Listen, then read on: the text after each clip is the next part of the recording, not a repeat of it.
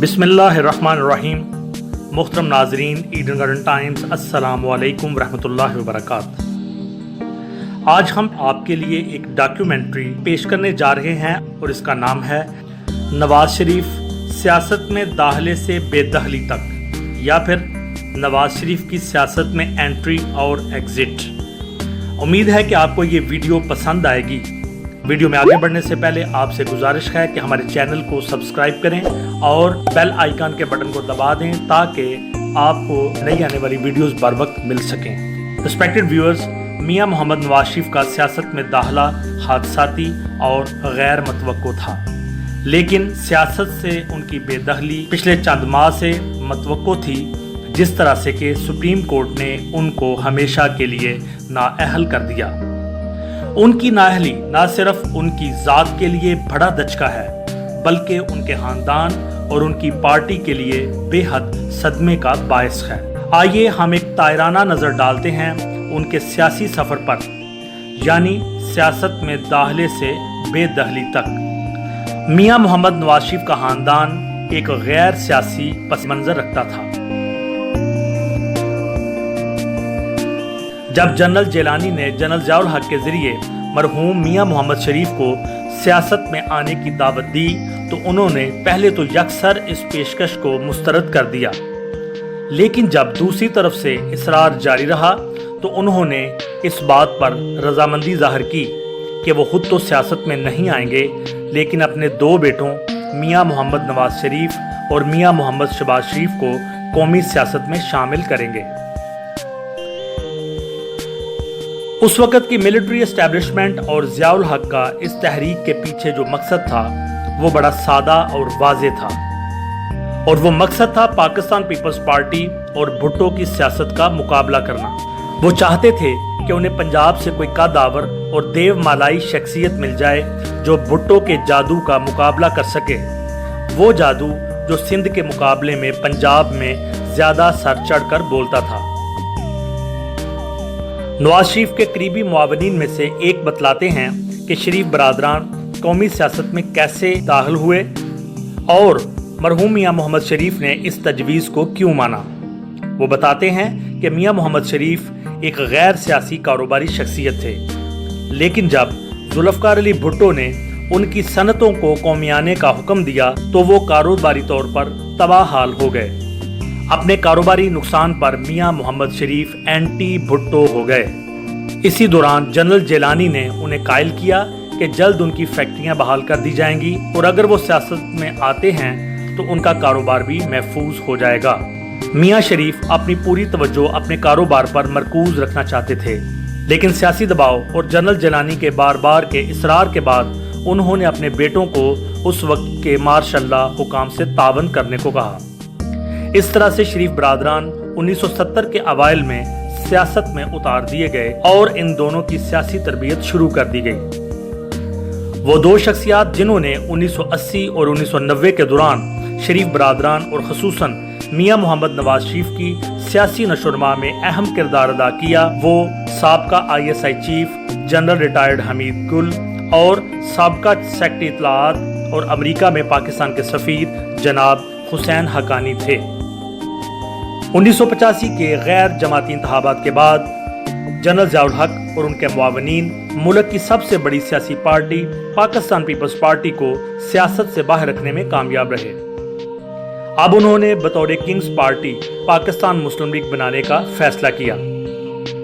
भुट्टो की फांसी के बाद सिंध के अंदर एहसास महरूमी को महसूस करते हुए सिंध से ही एक गैर मरूफ सिंधी सियासतदान मोहम्मद खान जुनेजो को पाकिस्तान मुस्लिम लीग का सदर और बाद में वजीर आजम बना दिया गया। जुनेजो तब ज़ियाउल हक के लिए परेशानी का बायस बने जब उन्होंने ज़ियाउल हक से बाला सियासी जमातों को सियासी आज़ादियाँ देना शुरू कर दी और साथ साथ उन्होंने प्रेस की आज़ादी का भी ऐलान कर दिया। वो ज़ियाउल हक के लिए उस वक्त और भी ज़्यादा खतरनाक हो गए जब उन्होंने एक हुक्मनामा जारी किया कि मिलिट्री और सिविल ब्यूरोक्रेसी के तमाम अफसरान बड़ी गाड़ियों का इस्तेमाल तर्क कर दें और छोटी गाड़ियों का इस्तेमाल करें। उन्होंने बेनज़ीर भुट्टो पर से तमाम पाबंदियां हटाते हुए उन्हें मुल्क में वापस आने की इजाज़त दे दी। जुनेजो की सियासी बर्खास्तगी का फैसला उस वक्त हुआ जब जुनेजो ने जुनेवा मुआहदे पर दस्तखत करने का फैसला किया। उन्होंने तमाम सियासी जमातों की मर्जी से ओजड़ी कैंप में लगने वाली पुरस्कार आग की तहकीकात का हुक्म भी दिया। जनरल हमीद गुल ने एक इंटरव्यू में तस्लीम किया कि मिलिट्री क़यादत जनेवा मुआहदे पर जुनेजो से नाराज हो गई और उनकी बर्खास्तगी का फैसला हो गया। नवाज शरीफ 1985 के इलेक्शन के बाद पंजाब के वजीर आला मुंतखब हुए। 28 मई 1988 को जनरल ज़ियाउल हक ने आर्टिकल 58(2)B को इस्तेमाल करते हुए जुनेजो को बरतरफ कर दिया। अपनी 5 साल जलावतनी के बाद जब बेनज़ीर भुट्टो 10 अप्रैल 1986 में पाकिस्तान आई तो अवाम के जमे गफीर ने उनका इस्तकबाल किया। इस चीज़ ने ज़ियाउल हक और एस्टेब्लिशमेंट को खौफज़दा कर दिया। ये बात बिल्कुल दुरुस्त है कि IGI इस्लामी जमहूरी इत्तेहाद का क़याम सिर्फ और सिर्फ पाकिस्तान पीपल्स पार्टी की 2/3 अक्सरियत का रास्ता रोकने के लिए था। बहुत सारे हलके ये खदशा महसूस कर रहे थे कि बेनज़ीर पावर में आकर उन लोगों से इंतकाम लेंगी जिन्होंने उनके वालिद को सियासत से बेदखल करने के साथ साथ जिंदगी जैसी कीमती नेमत से भी महरूम कर दिया। एक इंटरव्यू में जनरल हमीद गुल ने कहा कि एस्टेब्लिशमेंट जानती थी कि बेनज़ीर भुट्टो कितनी ताकतवर हैं, लिहाजा नवाज शरीफ को उनके मुकाबले में एक मजबूत अपोजिशन लीडर के तौर पर लाया गया। इस तरह एंटी पीपल्स पार्टी जमातों का इत्तेहाद बनाकर IGI की तश्कील दी गई और 1988 के इंतखाबात में पीपल्स पार्टी का भरपूर मुकाबला किया गया। पाकिस्तान पीपल्स पार्टी इंतखाबात जीत गई लेकिन 2/3 अक्सरियत हासिल ना कर पाई। दूसरी जानब पाकिस्तान मुस्लिम लीग की क़यादत में IGI एक मजबूत हिज़्ब इख्तिलाफ के इत्तेहाद के तौर पर सामने आई। पीपल्स पार्टी की मुखालिफ क़ुव्वतों का मंसूबा कामयाब ठहरा और पाकिस्तान पीपल्स पार्टी पंजाब में अक्सरियत हासिल ना कर पाई और नवाज शरीफ IGI के सरबराह के तौर पर एक मजबूत अपोजिशन लीडर बनकर सामने आए। बीबी को कभी भी पांव जमाने ना दिए गए और 1 साल के अंदर ही उनके खिलाफ अदम एतमाद की तहरीक पेश कर दी गई। यूं तो अदम एतमाद की तहरीक नाकाम ठहरी, लेकिन इसके बाद बीबी की हुकूमत दिन ब दिन कमजोर होती गई और बिलाहर 6 अगस्त 1990 को उस वक़्त के सदर गुलाम इसहाक खान ने 58(2)B का इस्तेमाल करते हुए पीपल्स पार्टी की हुकूमत को बर्खास्त कर दिया। बीबी की बर्खास्तगी के बाद मियां नवाज शरीफ ने अपनी किस्मत आजमाने का फैसला किया। 1990 के इंतखाबात की तारीख बहुत दिलचस्प है। इब्तदाई तौर पर गुलाम मुस्तफा जतोई जो निगरान वजीर आज़म भी थे, बेनज़ीर भुट्टो के मुमकिन मुतबादल के तौर पर उनका नाम लिया जाने लगा, लेकिन बाद में वो पीछे हटा दिए गए और मियां मोहम्मद नवाज शरीफ को आगे बढ़ाया गया। 1990 के इंतखाबात के बाद मियां मोहम्मद नवाज शरीफ वजीर आज़म बन गए। उन्होंने अपने आप को सियासी तौर पर मजबूत करने के लिए उस वक़्त के आर्मी चीफ्स के साथ इख्तलाफात पैदा कर लिए, पहले जनरल असलम बेग के साथ और फिर जनरल आसफ नवाज के साथ। एस्टेब्लिशमेंट में पहली मरतबा ये सोच उभरी कि नवाज शरीफ पर एतमाद नहीं किया जा सकता। 1993 में नवाज शरीफ की हुकूमत को भी 58(2)B के तहत बर्खास्त कर दिया गया। सुप्रीम कोर्ट ने उन्हें बहाल किया, लेकिन फिर भी नवाज शरीफ एस्टेब्लिशमेंट और सदर इसहाक खान के साथ ना चल सके और बिलाहर असेंबलियां तोड़ दी गईं और नवाज शरीफ के साथ साथ सदर गुलाम इसहाक खान को भी मनसब सदारत छोड़ना पड़ा। अब की बार एस्टेब्लिशमेंट ने नवाज शरीफ के सर से हाथ उठाया और पहली मरतबा बेनज़ीर भुट्टो से रवाबत कायम की है। 1993 के इंतखाबात में नवाज शरीफ की क़यादत में पाकिस्तान मुस्लिम लीग इलेक्शन हार गई और बीबी की पाकिस्तान पीपल्स पार्टी को दूसरी मरतबा हुकूमत मिल गई। एस्टेब्लिशमेंट को बीबी के साथ कोई प्रॉब्लम ना था, लेकिन जल्द ही बाज़ हलकों में बीबी के शोहर आसफ अली जरदारी के हवाले से बदउनवानी और करप्शन की कहानियां गर्दिश करने लगी। हत्ता कि पाकिस्तान पीपल्स पार्टी के अपने बनाए हुए सदर फारूक अहमद खान लगारी ने बीबी को इस हवाले से बारहा शिकायत की। इस तरह से सदर लगारी और आसफ अली जरदारी में इख्तलाफात बढ़ते गए। बेनज़ीर भुट्टो के बार बार मना करने के बावजूद मीर मुर्तज़ा भुट्टो वापस पाकिस्तान आए। 1996 में उन्हें कत्ल कर दिया गया और उनका कत्ल ही दूसरी मरतबा बेनज़ीर भुट्टो की हुकूमत के खात्मे की वजह बना। 1997 के इंतखाबात में नवाज शरीफ एक मरतबा फिर 2/3 अक्सरियत के साथ इंतखाबात जीतने में कामयाब हुए और दूसरी मरतबा वज़ीर आज़म बने। इसी दौरान उन्हें ये एजाज़ भी हासिल हुआ कि 28 मई 1998 को एटमी धमाके करके अपने अज़ली दुश्मन ہندوستان کو منہ توڑ جواب دیا۔ بظاہر وزیر اعظم نواز شریف ایک مضبوط وزیر اعظم تھے۔ انہوں نے سوچا کہ عوامی حمایت کے ساتھ اب کی بار وہ بہت زیادہ طاقتور ہیں، لہٰذا انہوں نے ایسے اقدامات شروع کر دیے جو انہیں ناقابل شکست بنا دیں۔ وہ عدلیہ کو اپنے ماتحت کرنے کے خواہش مند تھے۔ اسی طرح انہوں نے آرمی کو کنٹرول کرنے کی کوششیں بھی کیں۔ جنرل جہانگیر کرامت کو فارغ کیا گیا اور جنرل علی قلی خان کو سائیڈ لائن کرتے ہوئے میاں شہباز شریف اور چودھری نثار علی خان کی سفارش پر جنرل پرویز مشرف کو نیا آرمی چیف مقرر کر دیا گیا۔ ایک سال کے اندر ہی میاں محمد نواز شریف اور جنرل پرویز مشرف میں اختلافات جنم لینے لگے۔ 12 اکتوبر 1999 کو وزیر اعظم نواز شریف نے chief of army staff general Pervez Musharraf کو ان کے عہدے سے ہٹانے کا فیصلہ کیا۔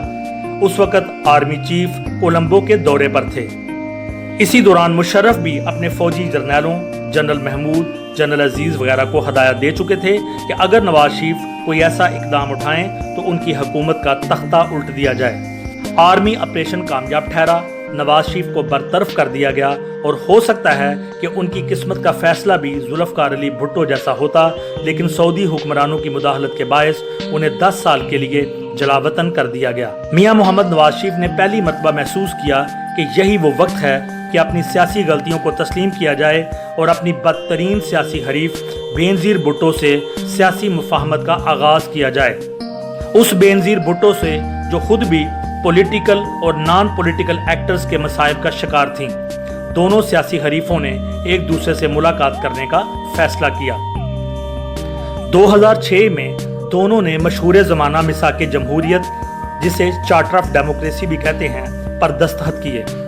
پھر ایسا ہوا کہ بی بی نے مشرف کے ساتھ NRO نیشنل ریکانسیلیشن آرڈیننس سائن کر لیا تو اس پر نواز شریف شدید ناراض ہوئے۔ تاہم بی بی نے نواز شریف کو قائل کرنے کی کوشش کی کہ سیاست میں دوبارہ داخلے اور مشرف سے چھٹکارا پانے کا یہی واحد راستہ تھا۔